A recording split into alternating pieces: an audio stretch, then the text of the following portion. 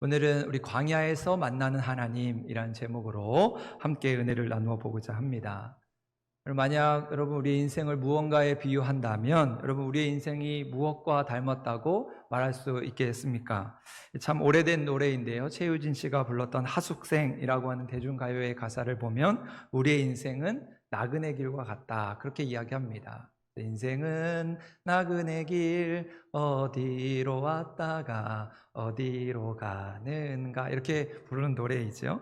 그런데 제가 이 노래 이 구절을 아동부 시절에 연극을 하게 되는데 제가 그때 어떤 역할을 맡았는지 정확하게 기억은 나지 않는데 아무튼 연극의 첫 시작에 무대막이 쫙 열리고 제가 이 노래 한 구절을 부르면서 그 꼬마 아이가 인생은 나그네 길 이렇게 부르면서 등장을 했던 기억이 납니다. 그러면서 지금 생각해 보면 아이고 그 꼬맹이가 그 초등학생이 무엇 안다고 인생은 나그네 길이라 노래하면서 그렇게 연극을 했을까? 또 돌아보면 그 노래를 들었던 또 성도들의 마음은 어떠했을까? 지금 생각해 보면 참 재밌는 순간입니다. 지금 생각해 봐도 이 인생이 나그네 길이라고 하는 말이 참 의미심장한 말인데 이 노래에서 우리의 인생을 잘 표현해 주고 있다고 생각합니다.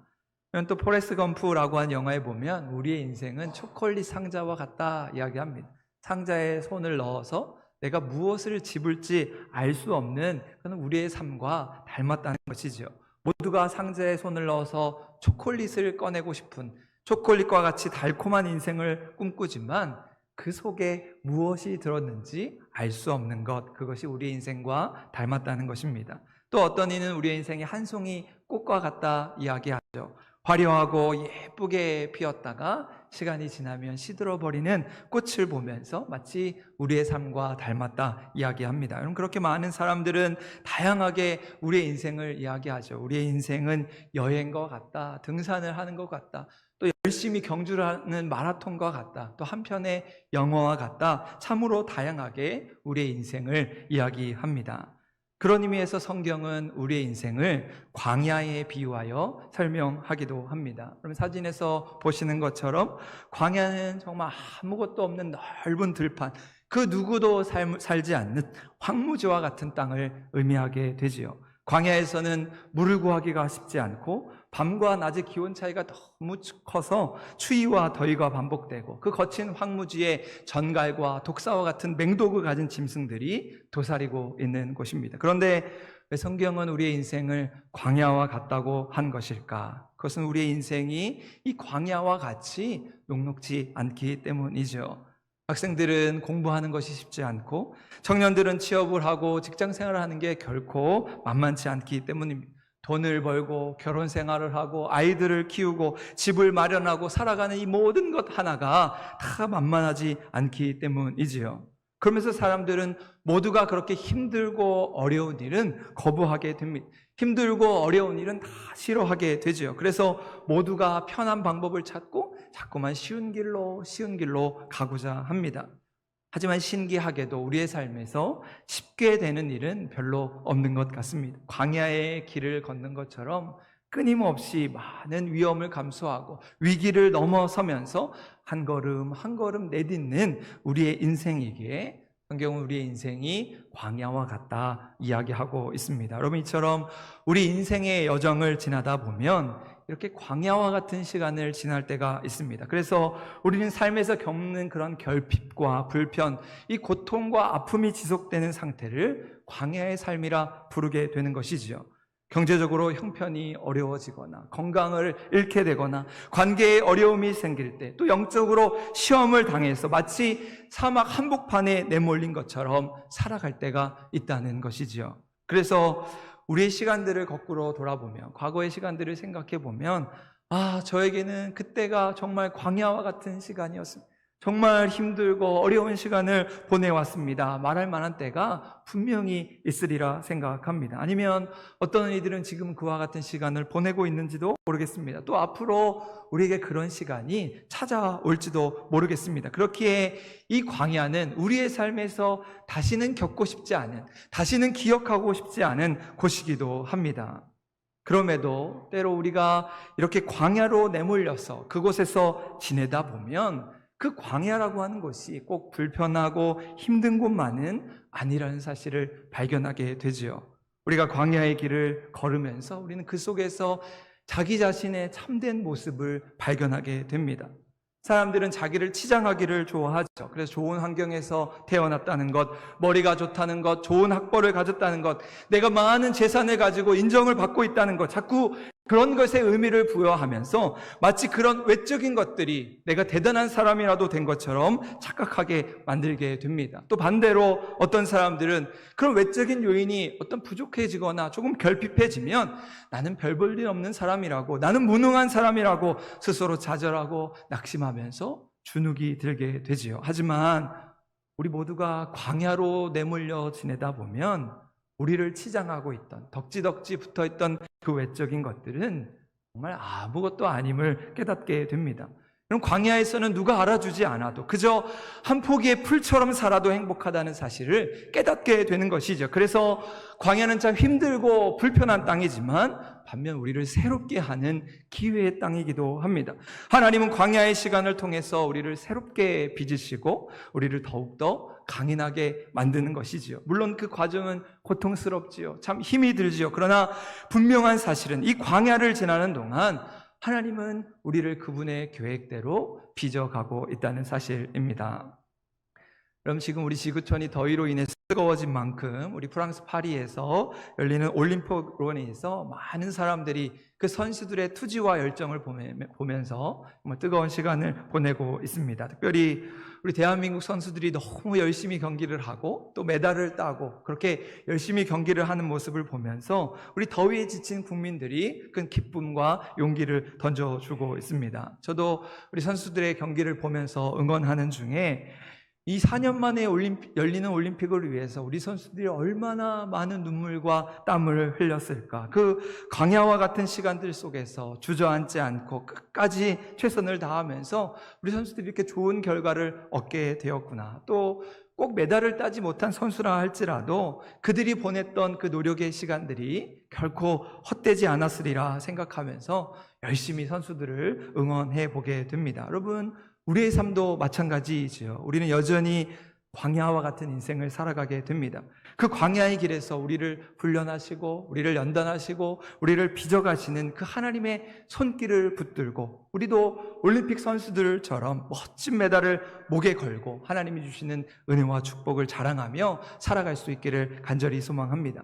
광야의 길에서 우리를 겸손하게 하시는 그 하나님의 크신 섭리를 바라보면서 이 광야 한복판에서 우리와 함께 하시는 하나님의 은혜를 붙들며 살아갈 수 있는 우리 한사랑교회 모든 성도의 삶 될 수 있기를 소망합니다. 그런 의미에서 오늘 우리 출애굽기의 말씀을 묵상하면서 이 광야의 길에서 도우시고 함께 하시는 하나님, 그 하나님이 어떻게 우리와 함께 하고 계시는가 살펴보고자 합니다. 오늘 출애굽기 13장의 말씀은 이스라엘 백성들이 이 가나안 땅의 여정을 출발하는 그 시작점에 서 있는 모습을 전해주고 있습니다. 부푼 꿈과 기대를 안고 출발하는 그들의 여정 앞에 당장의 눈앞에 닥친 것은 바로 광야의 길이었던 것이죠. 그것을 오늘 18절에서 이렇게 이야기합니다. 그러므로 하나님이 홍해의 광야길로 돌려 백성을 인도하심에 이스라엘 자손이 애굽 땅에서 대열을 지어 나올 때에, 여러분, 하나님께서 이스라엘 백성들을 홍해가 있는 광야의 길로 인도하셨다는 것이죠. 그렇다면 왜 하나님은 그들을 광야의 길로 인도하신 것일까? 그 이유를 바로 앞절인 17절에서 이야기하는데요. 우리 17절 말씀 화면을 보시고 다 같이 한 목소리로 함께 읽겠습니다. 시작. 바로가 백성을 보낸 후에 블레셋 사람의 땅의 길은 가까울지라도 하나님이 그들을 그 길로 인도하지 아니하셨으니 이는 하나님이 말씀하시기를 이 백성이 전쟁을 하게 되면 마음을 돌이켜 애굽으로 돌아갈까 하셨음이라. 그럼 말씀에 나오는 대로 애굽에서 가나안 땅으로 가려면 해변의 길을 따라 아주 쉽게 가는 길이 있지요. 잘 아시는 대로 사진에서처럼 현재 이집트 땅에서 가나안 이스라엘 땅으로 가는 해변을 따라가는 아주 쉬운 길이 있습니다. 그런데 하나님께서는 왜 이런 쉬운 길 말고 광야의 길로 그들을 인도하신 것일까? 왜냐하면 하나님께서 이스라엘 백성들을 이 광야에서 훈련하고자 하셨기 때문입니다.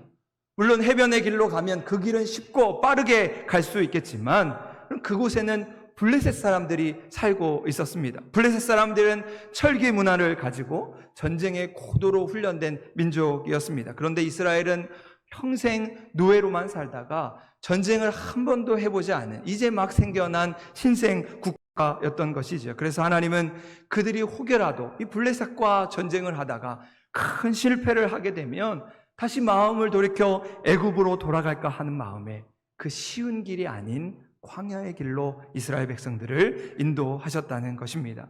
여러분, 이처럼 쉬운 길이 꼭 좋은 길만은 아닙니다.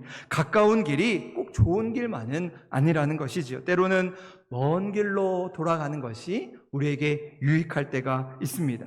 지금은 광야의 길이라고 투덜대고 불평할 수 있겠지만 훗날 내가 걸어온 수많은 광야의 길을 돌아볼 때 오히려 그것이 내게 유익이 되었다 말할 수 있는 것이지요. 그래서 신명기 8장 2절에서는 하나님께서 그들에게 광야의 길을 허락하신 이유를 분명히 말씀합니다. 내 하나님 여호와께서 이 40년 동안에 내게 광야의 길을 걷게 하신 것을 기억하라. 그리고는 그 이유를 말씀하십니다. 이는 너를 낮추시며 너를 시험하사 내 마음이 어떠한지 그 명령을 지키는지 지키지 않는지 알려 하심이라. 왜 하나님께서 이스라엘 백성들로 하여금 광야의 길을 걷게 하신 것일까? 그것은 바로 그들을 낮추시고 겸손하게 하셔서 하나님이 아니면 아니 되는 인생임을 깨닫게 하시기 위해 그렇게 하셨다는 것이죠. 아무것도 없는 척박하고 메마른 광야에서 만나와 메추마귀로 먹이시고 구름기둥과 불기둥으로 그들을 도우시는 하나님이 아니면 그들은 광야에서 단 하루도 살 수 없는 인생임을 깨닫게 하시기 위해서 그들을 광야로 보내셨다는 것입니다.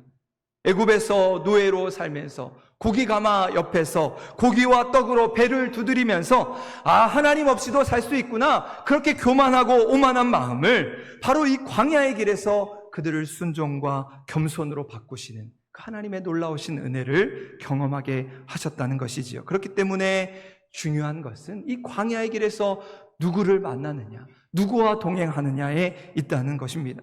비록 광야의 길에서 당장 우리 눈에 보이는 것은 끝없이 펼쳐진 모래사막일지라도 우리의 눈을 들어 저 하늘을 바라볼 때 언제나 우리와 함께 하시는 하나님, 우리를 지키시는 하나님을 만날 수 있는 것이지요. 그래서 광야의 길을 걸을 때 비록 우리의 몸은 좀 고단하고 지치고 힘들지라도 우리에게 새 힘을 주시는 하나님으로 인해서 한 걸음 또 한 걸음을 내디디며 저 가나안 땅을 향해 나아갈 수 있는 것입니다.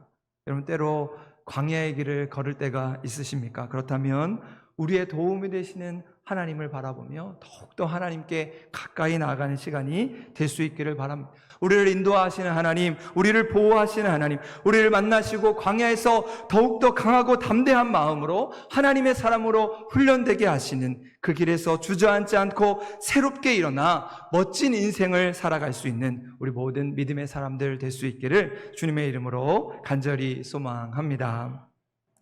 그런 의미에서 오늘 말씀을 묵상하면서 이 광야의 길에서 하나님이 우리와 어떻게 함께하고 계시는가, 그게 두 가지로 함께 살펴보고자 합니다. 먼저 우리가 광야의 길을 걸을 때 우리 하나님 우리 앞에서 인도하시는 분이라 말씀하고 있습니다. 그것이 오늘 21절의 말씀인데요, 우리 21절 말씀 화면을 보시고 같이 한번 읽겠습니다. 시작. 여호와께서 그들 앞에 가시며 낮에는 구름기둥으로 그들을 인도하시고 밤에는 불기둥을 그들에게 비추사 낮이나 밤이나 진행하게 하시니. 이 말씀은 하나님께서 이스라엘 백성들이 가야 하는 험하고 위험한 광야의 길에서 하나님이 먼저 앞에 가셔서 그들을 인도하신다는 말씀입니다. 하나님이 그냥 뒷짐지고 그냥 이리 가라 저리 가라 지시하시면서 무관심하게 모른 척하는 하나님이 아니라 우리가 가야 하는 길을 앞서서 인도하시며 그 앞에 어떠한 위험이 있는지 어떤 어려움이 있는지 살피시고 인도하시는 하나님이라는 것이지요. 예전 한 잡지에서 우리 서양 목동과 동양의 목동의 차이를 비교하는 글을 본 적이 있습니다. 그런데 이 두 목동의 가장 큰 차이는, 그런 서양 목동은 가축을 뒤에서 몰아가지만 동양의 목동을 생각해 보면 동양의 목동은 양무리의 가장 앞에 서서 양들을 인도한다는 것입니다. 그럼 서양 영화인 카우보이를 한번 생각해 보십시오. 자기는 말을 타고 채찍을 들고 뒤에서 막 소들을 몰아가지요. 채찍을 들면서 곁길로 나아가는 소들을 채찍으로 때리면서 이리저리로 바른 길로 자기가 원하는 방향으로 몰고 가게 됩니다. 그런데 동양의 목동을 생각해 보면 양들의 가장 앞에 서서 자기는 앞에 가고 양들이 그 뒤를 따라오게 하는 것입니다. 여러분, 뒤에서 몰아가는 것은 때로 위협적일 수가 있지요. 때리고 채찍질하면서 위협적인 존재로 느껴질 수 있습니다. 하지만 앞에서 인도한다는 것은 뒤에 양들이 자기를 따라올 줄로 믿고 앞서가는 것입니다. 물론 양들 중에는 말썽꾸러기도 있겠지요. 고집 센 놈도 있을 것입니다. 가다 쓰러지는 놈들도 있겠지요. 하지만 목자는 자기의 양들이 그럼에도 자기를 따라올 줄 알고 믿고 앞서가는 것입니다. 때로는 목자가 앞서가면서 풀숲을 만나기도 합니다. 가시덩굴을 만나기도 합니다. 낭떠러지와 같은 위험을 만나기도 합니다. 그럼에도 목자는 양무리에 앞서서 이 모든 어려움을 먼저 당하고 양들을 바른 길로, 좋은 길로 인도하게 됩니다. 때로 양들을 인도하다 보면 한눈 파는 놈도 있고 곁길로 가는 놈도 있고 양들이 그렇게 어려운 길로 빠지는 놈들도 있습니다. 하지만 목자는 양들이 바른 길로 올 때까지 그 양들을 믿고 기다려주는 것이죠. 그러면 양들은 목자를 따라, 목자가 간 길을 따라 가게 되는 것입니다. 여러분, 이것이 바로 목자의 믿음인 것이죠. 여러분, 오늘 말씀에 하나님은 그들의 앞서 가시며 구름기둥과 불기둥으로 그들의 길을 인도하셨다 말씀하고 있습니다. 지금 애굽을 탈출해서 어디로 가야 하는지 전혀 알 수 없는 상황에서 하나님이 그들의 앞에 가시며 그들을 인도하시면서 낮에는 구름기둥으로 밤에는 불기둥으로 그들의 길을 인도하셨다는 것이죠. 여러분, 사실 광야와 사막과 같은 광야에서 길도 없는, 이정표도 없는 척박한 땅에서 어디로 가야 할지 알지 못하던 이스라엘 백성들의 길을 구름기둥과 불기둥으로 인도하셨다는 것입니다. 그래서 출애굽기에서는 그 모습을 이렇게 말씀합니다. 구름이 성막 위에서 떠오를 때에는 이스라엘 자손이 그 모든 행진하는 길에 앞으로 나아갔고, 구름이 떠오르지 않을 때에는 떠오르는 날까지 나아가지 아니했다 말씀하고 있습니다. 여러분, 이처럼 이스라엘 백성들은 철저하게 구름기둥과 불기둥이 움직이는 대로 그것을 따라 이동한 것이죠. 어떤 때는 하루 만에 짐을 싸서 이동하는 경우도 있었을 것입니다. 또 어떤 때는 한 달이고 1년이고 그 구름기둥과 불기둥이 움직일 때까지 그냥 가만히 기다려야 할 때도 있었을 것입니다. 여러분, 이러한 말씀은 우리 신앙생활에 아주 중요한 교훈을 줍니다. 우리가 하나님을 믿는다고 하면서 하나님께서 우리의 삶을 인도해 주시기를 바란다고 하면서 때로는 우리 마음대로 살아갈 때가 있는 것이죠. 하지만 우리는 구름기둥과 불기둥이 인도하시는 대로 하나님을 바라보며 살아가야 하는 것입니다. 구름기둥과 불기둥이 앞서가면 우린 그것을 따라가고, 그것이 멈추면 우리는 멈추어야 하는 것입니다. 하나님의 때를 기다리고 하나님이 하시는 일을 바라보면서 하나님의 인도하심을 따라 살아가는 것, 그것이 바로 광야의 길인 것이지요. 그렇게 때로는 내 멋대로 내 마음대로 살아가는 인생 같지만 그 광야의 길에서 우리의 길을 앞서 인도하시며 우리를 함께 하시는 하나님의 손길을 발견하고 우리 순종과 감사로 살아갈 수 있는 우리 한사랑교회 모든 믿음의 식구들 될 수 있기를 간절히 소망합니다.